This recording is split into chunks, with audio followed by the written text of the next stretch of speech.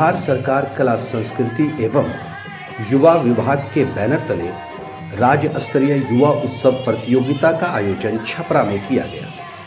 प्रतियोगिता में 27 जिले के प्रतिभागियों ने भाग लिया। किलकारी गया के प्रतिभागियों ने भी अपनी शानदार प्रस्तुति से दर्शकों का खूब मनोरंजन किया। किलकारी के कलाकारों की प्रस्तुति के समय लाइट का कट जाना, दर्शकों द्वारा मोबाइल का फ्लैश जलाना और कलाकारों का इस परिस्थिति में भी अपनी प्रस्तुति को जारी रखना खूब चर्चा का विषय बना।